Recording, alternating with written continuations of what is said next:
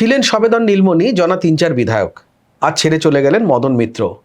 তবে মমতা বন্দ্যোপাধ্যায় আজ বলেছেন ২১শে জুলাইয়ের মঞ্চ থেকে তিনি ঘুরে দাঁড়াবেন। পারবেন মমতা বন্দ্যোপাধ্যায়? কথা বলবো, আমার সঙ্গে রয়েছেন দ্য ওয়ার্ল্ডের editor in chief Shankhadeep Das. Mamata বন্দ্যোপাধ্যায়ের কাছে নতুন লড়াই, তিনি বলছেন ১৯৯৭ সালে যদি তিনি পেরে থাকেন ২০২৬-এও তিনি পারবেন। দেখো, আজকে যে ঘটনাক্রম ঘটেছে, মানে গতকাল রাত থেকে, কারণ মদন মিত্র যে ঋতব্রত বন্দ্যোপাধ্যায়দের সঙ্গে যোগ দেবেন, এটা গতকাল রাত্রিবেলা আমরা লিখেছি, হয়তো আরো অনেকেই লিখেছেন। তো আজকে মদন মিত্র গিয়ে ঋতব্রত বন্দ্যোপাধ্যায়ের সঙ্গে দেখা করেন এবং চোখে সানগ্লাস পরে ছবি তোলেন, এবং তারপরে বাইরে বেরিয়ে এসে তিনি বলেন যে আমি তো সেই তৃণমূলেই আছি, ওই তৃণমূল আর এই তৃণমূল। দুই হচ্ছে যে আজকে মমতা বন্দ্যোপাধ্যায় একটা লাইভ করেছেন, ফেসবুক লাইভ, সেখানে করে তিনি বলেছেন যে বেঈমানগুলো সব চলে যাচ্ছে, কিন্তু অভিষেক বন্দ্যোপাধ্যায়কে এখনো আমি প্রশংসা করব, তার কারণ হচ্ছে অভিষেক এখনো বাঘের বাচ্চার মতো লড়ে যাচ্ছে, বাঘের মতো লড়াই করে যাচ্ছে। আর ৩ নম্বর হচ্ছে আমরা দেখেছি যে আজকে অনুব্রত মণ্ডল বলেছেন যে অভিষেকের জন্যই তাকে জেলে যেতে হয়েছিল। এই 3টে ঘটনা এখন ম্যাক্সিমাম তো রেটোরিক, কিন্তু একটা হচ্ছে যে যেটা তোমার কানে বেরিয়েছে সেটা হচ্ছে যে মমতা বন্দ্যোপাধ্যায় বলেছেন যে অনেকেই ডাউট করছেন যে আমার বয়স নেই, যে আমার বয়স হয়েছে, আমি কি পারবো? কিন্তু আমি 2004-এও যা ছিলাম, আজকে আমি 2026-এও তাই। তো 2004-এ যদি আমি পেরে থাকি, 2026-এও পারবো। এবং এই যে বেঈমান যারা চলে যাচ্ছে তাদের আমার দরকার নেই। আমি আমার নতুন যে অল্প বয়সী ছেলেমেয়েরা যারা নতুন টিম, একেবারেই নতুন টিম, হ্যাঁ, তাদেরকে নিয়ে আমি আবার ঘুরে দাঁড়াবো। এবং তিনি বলেছেন যে 21শে জুলাইয়ের মঞ্চে তিনি সভা করবেন। একটা সময় তৃণমূলের মধ্যে দ্বন্দ্ব ছিল, মানে কালীঘাট তৃণমূলের মধ্যে, যে 21শে জুলাইয়ের সভা করা ঠিক হবে নাকি ওই ভিক্টোরিয়া হাউসের সামনে গিয়েই একটা প্রতিবাদ জানিয়ে চলে আসা হবে।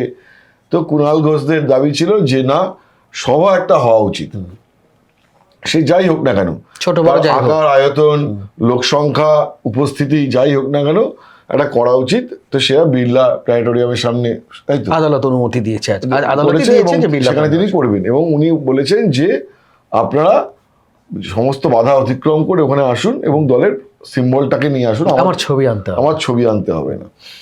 এবার দেখো, অ্যাপারেন্টলি এই যে বিধানসভা ভোটের ফলাফল, সেটা তো তৃণমূল কংগ্রেসের একটা চরম রিজেকশনের ফলাফল। একদম, যে পার্টিটা 200+ সিট পেয়েছিল পরপর 3 বছর বা 2 বছর বা 2টো ভোটে, তারা আজকে ওই 80খানা সিটে এসে নামলো। তার মানে এটা চরম রিজেকশন। এই রিজেকশনের ভাবটা কিন্তু মানুষের মধ্যে যায়নি, কিন্তু যেভাবে এই তৃণমূল ভেঙে একটা অংশ ঋতব্রত শিবিরের সঙ্গে যোগ দিয়েছে, তাতে কোনো না কোনোভাবে রাস্তায় ঘাটে, ট্রামে, বাসে বা বাজার দোকানে গেলে একটা আলোচনায় বোঝা যায় যে মমতা বন্দ্যোপাধ্যায় কোনো না কোনোভাবে একটা সিম্প্যাথি পাচ্ছেন। এই কারণ তাদের মনে হচ্ছে যে যারা মমতা বন্দ্যোপাধ্যায় ছবিটাকে সামনে রেখে এতদিন ছড়ি ঘুরিয়ে গেছেন, এত প্রভাব প্রতিপত্তি তাদের, সুযোগ সুবিধা, ঠিক আছে, এবং সম্পদের পরিমাণও কারো কারো এমন বেড়েছে যে কি ছিলেন আর কি হলেন টাইপের একটা। তো সেখানে অনেকেরই দৃষ্টিকটু লাগছে, এবং সেই প্রেক্ষাপটে মমতা বন্দ্যোপাধ্যায়কে প্রতি একটা সহানুভূতি তৈরি হচ্ছে যে এনাকে দেখিয়েই তো এদের রমরমা।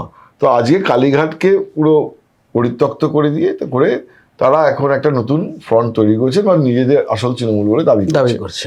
এই জায়গা থেকে মমতা বন্দ্যোপাধ্যায়, কিছু মানুষের এখনো পর্যন্ত তার একটা পার্সোনাল ফলোয়ার আছে, ঠিক আছে, ব্যক্তিগতভাবে মমতা বন্দ্যোপাধ্যায়ের অনুরাগী বা মমতা বন্দ্যোপাধ্যায়ের অনুগামী, এরকম তো একটা শ্রেণী এখনো পর্যন্ত রয়ে গেছে। এটা তো অস্বীকার করার কোনো উপায় নেই।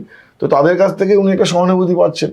তাদের সবাই যে সাহস করে এগিয়ে 21শে জুলাইয়ের মঞ্চে আসবেন এমনটা হয়তো নয়, কিন্তু ঘরে বসে হলেও তাদের একটা সমর্থন তার প্রতি থাকবে, এখনো পর্যন্ত রয়েছে। এটা একটা দিক। এবার তুমি বলছো ঘুরে দাঁড়ানো। মমতা বন্দ্যোপাধ্যায় যদি ঘুরে দাঁড়াতে যান, বয়সের তিনি তো প্রত্যয় দেখাচ্ছেন যে না তিনি পারবেন, কিন্তু যখনই তিনি ঘুরে দাঁড়াতে যাবেন বা যখনই তিনি এরকম কোনো একটা পদক্ষেপ করবেন, এবং ঘুরে দাঁড়াবেন কিভাবে, ঘুরে দাঁড়াতে পারেন তিনি, এক হচ্ছে যে কেন্দ্রের বিজেপি সরকারের নীতির বিরুদ্ধে রাস্তায় নেমে, বা পশ্চিমবঙ্গে যে বিজেপি সরকার চলছে তার কোনো একটি প্রকল্প, তার কোনো একটি পদক্ষেপ, তার কোনো একটি ঘোষণা, তার প্রণীত কোনো আইন, তার বিরুদ্ধে রাস্তায় নেমে বা কোনো একটি ঘটনাকে নিয়ে রাস্তায় নেমে, এইটা যখনই তিনি যাবেন বা করতে যাবেন, তখনই অন্তত আগামী 5-6 মাস বা 1 বছর টাটকা সেই প্রশ্নের তাকে মুখোমুখি হতে হবে যে আপনি কি করেছিলেন। ফলে একটা সহানুভূতি যে তিনি পাচ্ছেন না তা নয়, পাচ্ছেন, কিন্তু তিনি যখনই রাস্তায় নামবেন, তুমি দেখো যে বারুইপুরের কেন্দ্রের বিরুদ্ধে যদি আন্দোলন নামেন, তাহলেও বারুইপুরের যে ঘটনা ঘটেছিল, একটা অত্যন্ত জঘন্য ঘটনা, উনি তৎপর হয়েছিলেন বারুইপুরে যাবেন বলে, কিন্তু সঙ্গে সঙ্গে সমাজ মাধ্যমে কি প্রশ্ন উঠেছিল, আমাদের অফিসের সামনে একটি চায়ের দোকান আছে, সেই চায়ের দোকানে যে চা বিক্রি করেন তিনি আমায় বলেছেন, আচ্ছা ওনার মেয়াদে তো উনি কোথাও যাননি। আজকে এটা নিয়ে উনি বলেছেন, আমি কামদুনিও গেছিলাম, আরজিকরও গেছিলাম, মিথ্যে প্রচার চালানো হচ্ছে। কে বলেছে? তার দাবি। তার ছবি কোথায়? এবং এই কারণেই তো তিনি আরো মানুষের থেকে মানে বিচ্ছিন্ন হয়ে পড়ছেন, কারণ মানুষ আর মিথ্যাচার নেবে না। গত 15 বছরে কেউ বলতে পারেনি যে ম্যাডাম আপনি মিথ্যে কথা বলছেন, এটা কেউ সাহস করে বলতে পারেনি। কিন্তু আজকে তো মানুষের সেই ভয়টা নেই, সেই ভীতি নেই। ফলে আজকে তিনি যদি বলেন যে ঘটনার পরপরই আমি কামদুনি গেছিলাম, তাহলে তো মানুষ বলবে এটা মিথ্যাচার। ঘটনার পরপরই আমি আরজি করে গেছিলাম, এটাও তো মিথ্যাচার মানুষ বলবে। তো আমি সেটাই বলতে চাইছি যে ধরো বারুইপুরে তিনি যাওয়ার জন্য উদ্যত হয়েছিলেন, তখন সমাজ মাধ্যমে কি প্রশ্ন উঠেছিল যে আজকে কামদুনি, জয়নগর, আরজিকর, হ্যাঁ, পরপর উত্তরবঙ্গের ওই যে একটি জায়গা, হ্যাঁ তো নদিয়ায় শান্তিপুর, এইসব জায়গাগুলোতে তিনি তো একটা জায়গাতে যাননি। তিনি বরঞ্চ মানতেই চাননি যে তার রাজ্য পাটে, তার আমলে যে এই ধরনের কোনো ঘটনা ঘটতে পারে। তিনি সবসময় একটা ডিনায়াল মোডে ছিলেন। তো তার মানে কি? তার মানে ওইটা একটা, ধরো তুমি যদি বলো অ্যাসিড টেস্ট বা লিটমাস টেস্ট, তাহলে তুমি প্রথমেই দেখলে যে তিনি যে রাস্তা থেকে বেরোতে চাইছেন, বিজেপিকে দরকার পড়েনি, এমনিতে একটা রিজেকশন আসছে, এমনিই সাধারণ মানুষ প্রশ্ন তুলছেন। ফলে আজকে ধরো আমি হাইপোথেটিক্যাল ধরে নিলাম খুব একটা তর্কের খাতিরে যে কেন্দ্রের কারোর বিরুদ্ধে একটা দুর্নীতির অভিযোগ উঠলো, সেই দুর্নীতি নিয়ে যদি তিনি বলতে যান, লোকে পাল্টা প্রশ্ন করবে যে 15 বছর ধরে যে আপনি যে সরকারের নেতৃত্ব দিলেন, সেই সরকারটা পশ্চিমবঙ্গের বুকে একটা most tainted, most corrupt government বলে মানুষ, একটা বড় অংশের মানুষ মনে করেন। যে গভর্নমেন্টে আপনি একটা পৌরোহিত্য করলেন 15 বছর ধরে, তো তার কাছে জবাব কোথায় আছে? তো ফলে তিনি আন্দোলনে নামতে পারেন, ঘুরে দাঁড়ানোর চেষ্টা করতে পারেন, কিন্তু তাকে এই ধরনের প্রশ্ন ফেস করতে হবে। সেটা তিনি কিভাবে জবাব দেবেন, সেটাতে কিন্তু মানুষ আর মিথ্যাচার মানবে না। আগে যেমন তিনি বলতেন, যখন মুখ্যমন্ত্রী পদে ছিলেন, আমি তো সব করে দিয়েছি, আমি তো ট্রেডমিলে হাঁটতে হাঁটতে বাজেট লিখে ফেলি, আমি তো সব কাজ করে দিয়েছি, আর তো কিছু করা বাকি নেই, আমি এটা দিয়েছি, আমি ওটা দিয়েছি, আমি সেটা দিয়েছি, ঠিক আছে, আমি রাস্তা করে দিয়েছি, আমি করি, তোমার বাড়ির সামনে রাস্তা নেই, হয়তো রাস্তা করে দিয়েছি বলছি। কিন্তু আজকে তো সেটা বলার জায়গা নেই, কেউ মানবে না, পাল্টা প্রশ্ন করবেন। সেটা একটা ওনাকে ফেস করতে হবে, 100% ফেস করতে হবে। 15 বছরের যে যে যে দায়ভার, যে বোঝা, যে অভিযোগের ভার, সেটা থেকে ফেস করতে হবে। তুমি আজ এই শুরুতেই ক্যাটাগরিগুলি বলছিলে যে 1, 2, 3, তার মধ্যে তুমি 2 নম্বরে বললে যে অভিষেক বন্দ্যোপাধ্যায়কে নিয়ে আজকে ফেসবুক। 1 নম্বরটা আগে এসো, মদন মিত্র। হ্যাঁ, মদন মিত্রর এই প্রসঙ্গে আসছে যে মদন মিত্র সম্পর্কে উনি আজকে বললেন যে কালকে রাতেই আমি জেনে গেছিলাম, যে ও নাম না করেই বললেন যে ইডি ওকে পরিবারকে ডেকেছে, আমাকে টেক্সট করেছিল, আমি তখনই জানতাম, বুঝে গেছিলাম যে এটাই ইঙ্গিত, ও চলে যাবে, চলে যেতেই হবে ওকে। তো আমি তখনই সাথে সাথে ওর সমস্ত দলীয় পদ থেকে সরিয়ে দিয়েছি ইত্যাদি। এখন যদিও তৃণমূলের কে দলীয় পদে কোনটাতে আছে খুব একটা কিছু ম্যাটার করে না। তা এটা মদন মিত্রর ব্যক্তি, কোনোকালই ম্যাটার করতো না।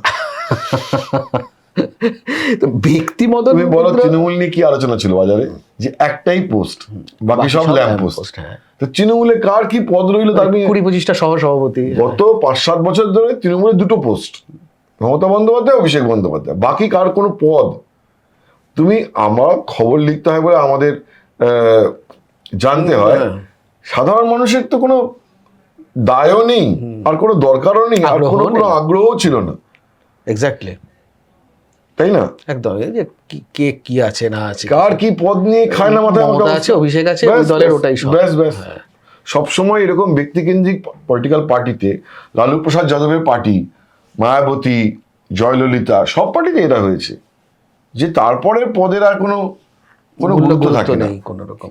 বারিং ফিউ এই কারণেই বলছি, ধরো মমতা বন্দ্যোপাধ্যায়ের পার্টিতে, তৃণমূল কংগ্রেসে মুকুল রায়ের একটা গুরুত্ব ছিল, একটা প্রভাব ছিল। মায়াবতী পার্টিতে সতীশ মিশ্রকে আমরা দেখেছি, ঠিক আছে। তো এরকম আমরা দেখেছি যে বিভিন্ন পার্টিতে একজন দুজনের থাকে, কিন্তু বাকি পদের তো কোনো ভ্যালু নেই।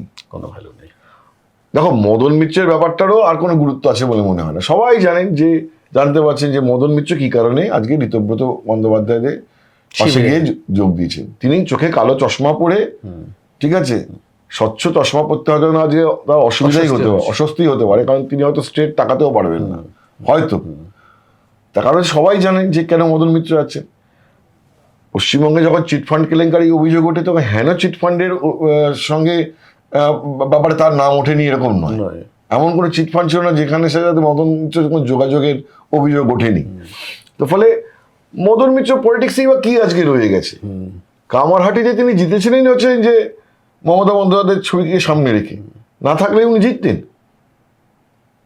আর আজকে তো তার কোনো মানে তিনি জিতলেও তার কোনো ভ্যালু নেই।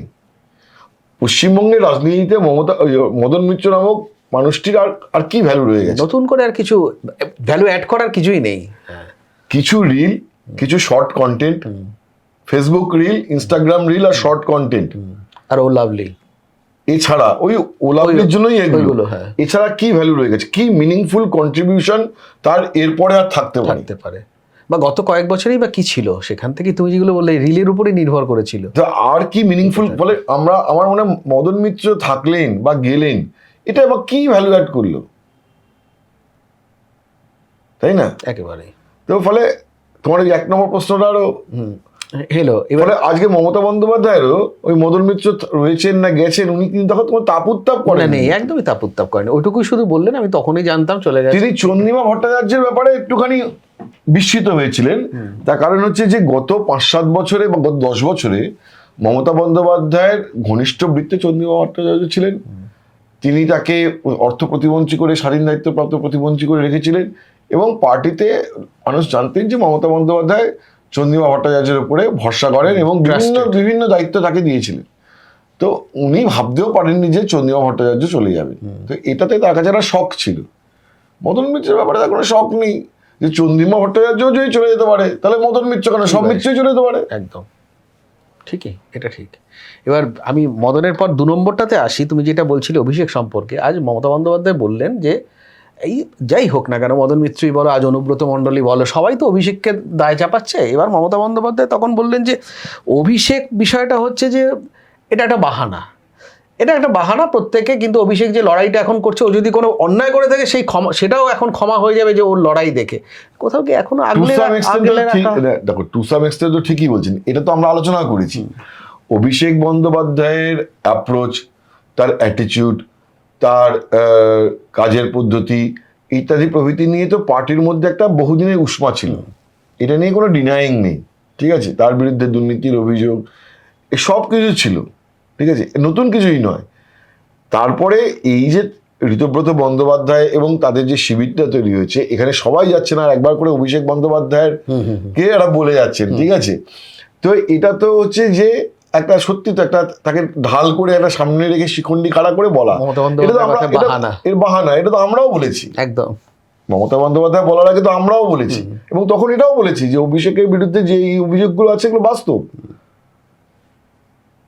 কিন্তু এখন যেটা বলা হচ্ছে, ধরো আজকে অনুব্রত মণ্ডল বলেছে যে অভিষেকের জন্যই আমাকে জেলে যেতে হয়েছে। তাহলে অভিষেক বন্দ্যোপাধ্যায়কে বলেছিলেন যে 5 বার যে অনুব্রত মণ্ডল লটারিতে জিতেছিলেন কিভাবে, তাহলে লটারির টিকিট কাটতে কি অভিষেক বলেছিলেন? মানে তিহারের টিকিটটা যদি অভিষেক বন্দ্যোপাধ্যায় কেটে দেন, তাহলে অনুব্রত মণ্ডল এবং তার মেয়ে সুকন্যা মণ্ডলের ব্যাংক অ্যাকাউন্টে যে লটারির টাকা গুলো ঢুকেছিল, বারবার তিনি লটারিতে জিতেছিলেন, এই টিকিটটা অভিষেকই কাটতে বলেছিলেন। মনে আছে যে অনুব্রত মণ্ডল বলেছিলেন যে লটারির টিকিট 1 কোটি টাকার লটারি জেতার পরে, যে পেলেও আমি দিলেও আমি। তো এই যে পেলেও আমি দিলেও আমি, অভিষেকই কি বলে দিয়েছিলেন যে এই সংলাপটা বলবে লটারি জেতার পরে? অভিষেকই কি বলে দিয়েছিলেন যে এই যে 10 কোটি টাকার মূল্যের তার কাছে একটা জমি মালিকানা তার রয়েছে, এবং সেই চাল কল ইত্যাদি প্রভৃতি একটা ফাইন্যান্সিয়াল ইয়ারে 4 কোটি টাকা মূল্যের জমি কিনেছে। একটা ফাইন্যান্সিয়াল সেটা কি অভিষেক বলে দিয়েছিলেন? ঠিক ঠিক। ফলে অভিষেককে ঢাল করলে তো মানে মানে এরা হচ্ছে জাস্ট চক্ষু লজ্জার খাতিরে বা কিছু একটা কারণ বলতে দেখাতে হবে, ওই হ্যাঁ। শিবিরে যেতে হবে বলে বলছেন, কিন্তু তাতে এদের বিরুদ্ধে যে অভিযোগ সেগুলো কোনোভাবে লঘুতর হয় না, হয় না, ধুয়ে যায় না। কোনোভাবে যায় না। আজকে গরু পাচার মামলার অভিযোগে তাকে তিহারে নিয়ে গিয়েছিল ইডি, জেল হেফাজতে তিনি ছিলেন। ওই মামলার সূত্র ধরে তো অভিষেক বাড়ি ক্যাবাক স্ট্রিট পর্যন্ত আসেনি, তাহলে তখন কেন বলেননি ইডিকে? একদম। সত্যি যদি অভিষেকের কারণে তাকে জেলে যেতে হয় তাহলে তিনি তখন ইডিকে বলেননি কেন? ইডির যে কোর্টে ডকুমেন্ট পেশ করেছিল বা স্টেটমেন্ট, ঠিক আছে, অ্যারেস্টেড করার সময় যে অনুব্রত মণ্ডল কোঅপারেট করছে না বলে অ্যারেস্ট করতে হলো, তাহলে সেখানে কেন নেই যে অনুব্রত মণ্ডল? তাহলে তখন কেন তিনি অভিষেকের কথা বলেননি? একেবারেই প্রসঙ্গই তোলেননি। তুই আজকে এসে তিনি বলছেন ঢাল বা বাহানা যেটাই হোক না কেন, তাই না? একদমই। তো অভিষেক কেন, প্রত্যেকেই, তুমি বারবার বলেছো, আমরা আলোচনাও করেছি। এই যে সেদিনকে একজন মিস্ত্রি যোগ দিলেন, সঙ্গে সঙ্গে অনেকেই পার্টির মধ্যে বলতে শুরু করলেন যে ও ছেলেকে বাঁচাতে গেছেন। এসবগুলো তো রয়েছে। ফলে এমন নয় যে এই কথা বলে অনুব্রত মণ্ডল বিশাল মানুষ, মানে ও আচ্ছা সত্যি অভিষেক বন্দ্যোপাধ্যায়ের জন্যই তিনি তাকে জেলে যেতে হয়েছিল এবং সহানুভূতি ঝরে ঝরে পড়বে শ্রাবণের। মানুষ বিশ্বাস করে এগুলো, বিশ্বাস মানে কোথাও গিয়ে এগুলো তো মানুষের কাছেও খুব অদ্ভুত একটা, কি বলবো, তুমি বিশ্বাস করছো? হ্যাঁ, হিপোক্রেসি লাগবে না? তুমি বিশ্বাস করছো? একেবারেই নয়, একেবারেই নয়। এটা এতদিন বাদে হঠাৎ করে তার জন্য চাচ্ছেন বা কিছু, এই এটা একটা ঢাল বা বাহানা। আজ মমতা বন্দ্যোপাধ্যায় আরেকটা, অভিষেক বন্দ্যোপাধ্যায়ের উপরে অনুব্রত মণ্ডলের রাগ কেন? কারণ অভিষেক বন্দ্যোপাধ্যায় একটা কাজল শেখকে তৈরি করেছিল। একদম। ফলে অনুব্রত মণ্ডলের মৌরুষি পাটটা চলে গেল, সেই জন্য রাগ। কোথাও কি সেটা একদম হঠাৎ করে, এই পার্টিতে তো তাই ছিল, পেলে খুশি না পেলে রাগ। এ লটারি ডোটার মতো তুমি উপমা দিলে। লটারি পাওয়ার পরে অনুব্রত মণ্ডল যা বলেছিল, পেলেও আমি, দিলেও আমি। তো পেলে খুশি। হ্যাঁ, আমি এই দপ্তরেরও মন্ত্রী, সেই দপ্তরেরও মন্ত্রী, সঙ্গে মেয়র, সঙ্গে আমার এই, সঙ্গে অমুক, সঙ্গে তমুক, একটা কিছু যদি নিয়ে নেওয়া হয় দপ্তর, তাহলেই রাগ। রাগ। এই পরিস্থিতিটা তো মমতা বন্দ্যোপাধ্যায়েরও, মানে এদেরকে এইভাবে, সেটাই মমতা বন্দ্যোপাধ্যায়, সেটাই তিনি ভুগছেন। হ্যাঁ, তারই মাসুল দিচ্ছেন মমতা বন্দ্যোপাধ্যায়, তারই মাসুল দিচ্ছেন। একেবারেই তার মাসুল দিচ্ছেন। আজ মমতা বন্দ্যোপাধ্যায় বললেন একটা কথা, এই ফেসগুলো পশ্চিমবঙ্গের রাজনীতিতে আর কোনো এদের কোনো ভ্যালু আছে বলে আমার অন্তত ব্যক্তিগতভাবে মনে হয় না। যে যাই মনে করুক না কেন, সব ডিসকার্ডেড, সব এক্সপায়ারি ডেট হয়ে গেছে যারা মানে যা সবার কথা বলছি না, আমি বলতে চাইছি যে অধিকাংশ, এই যে মদন মিত্র যে আজকে বলছেন বা অনুব্রত মণ্ডল যে বলছেন, ঠিক আছে, এদের মানুষের কাছে এদের কোনো ক্রেডিবিলিটি আছে বলে আমার অন্তত মনে হয় না। বাংলা বা রাজনীতি, পশ্চিমবঙ্গের রাজনীতিতে দেখো, পলিটিক্সটা তো মানে শুধুমাত্র ক্ষমতা ধরে রাখা নয়, একটা মিনিংফুল কন্ট্রিবিউশনের কথা। তো যখন আমরা আজকে বলছি বা বিজেপির জমানায় যখন বলা হচ্ছে যে ভয় আউট ভরসা ইন, ঠিক আছে, এবং যখন আমরা বলছি এটা কনস্ট্রাকটিভ এবং অনেক দিন একটা নীতি পরিস্থিতি ছিল পশ্চিমবঙ্গে এবং একটা ইতিবাচক দিকে জার্নি টুয়ার্ডস আ পজিটিভিটি, সেইখানে এই ফেসগুলো কি কন্ট্রিবিউশন আছে, কি কন্ট্রিবিউশন থাকবে? ঠিক, মিনিংফুল কন্ট্রিবিউশন কিছু থাকবে না। নতুন করে ইম্প্যাক্ট করার মতো কোনো কিছু তাদের রাজনীতির জায়গা থেকেও নেই, একেবারেই নেই। সেই জায়গায় বরঞ্চ মমতা বন্দ্যোপাধ্যায় আজকে যে কথাটা বলেছেন যে আমার এই অল্প বয়সী ছেলেমেয়েরা, এদেরকে নিয়ে আমি আবার ঘুরে দাঁড়াবো। এই যাদেরকে নিয়ে তিনি সেদিনকে হাজরা মোড় পর্যন্ত একটা মিছিল করতে চেয়েছিলেন, তাতে অনেক তরুণ অল্প বয়সী ছেলেমেয়ে দেখা গেছিল, উনি তাদেরই মিন করতে চেয়েছেন। তাদের মধ্যে একটা বরঞ্চ লড়াইয়ের জেদ দেখা গেছিল, তারা এই বিপদের দিনে পালিয়ে যায়নি।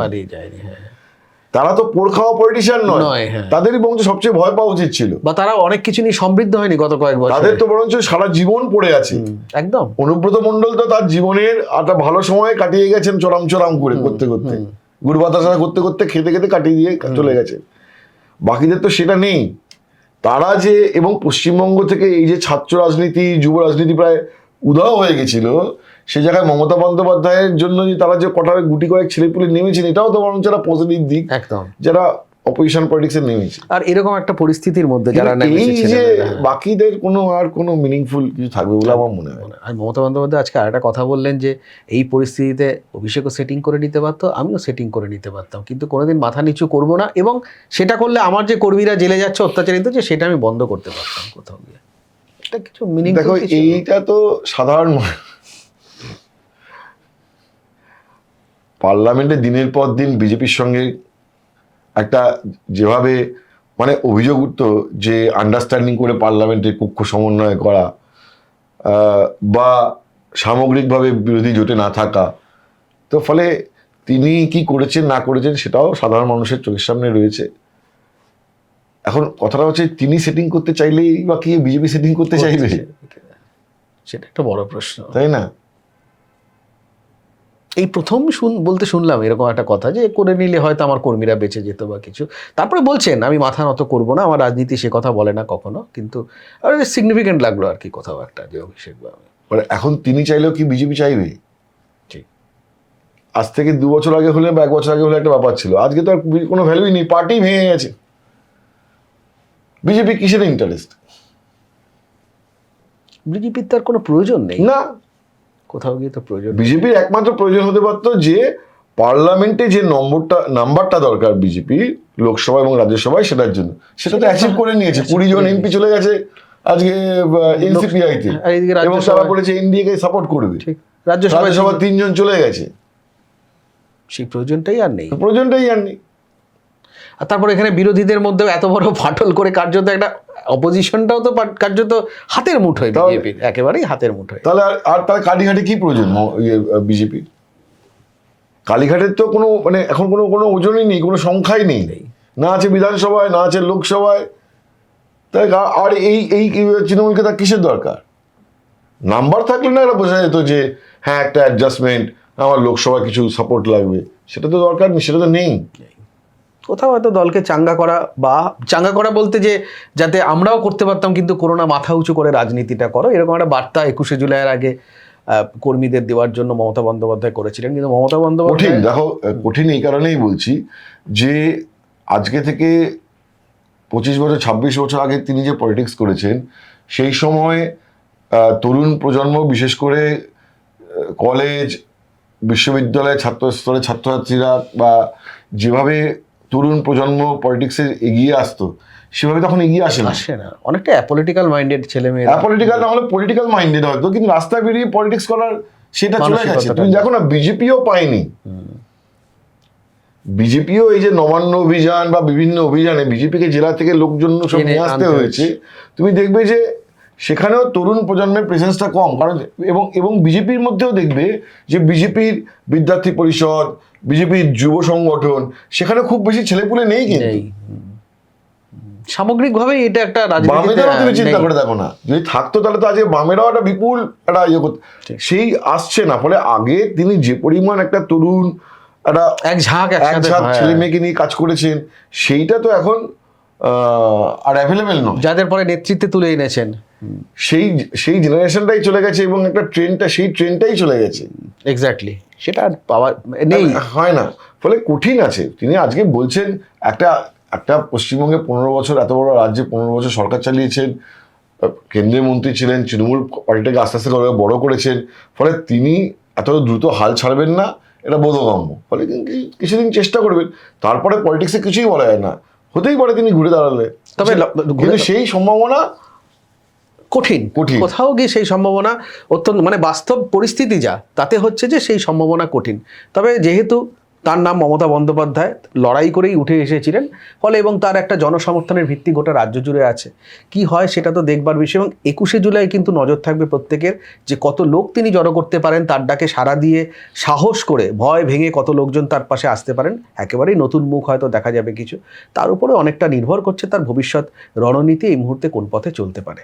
আপাতত এই পর্যন্তই। সব খবর, সঠিক খবর দেখার জন্য চোখ রাখুন দ্য ওয়ালে।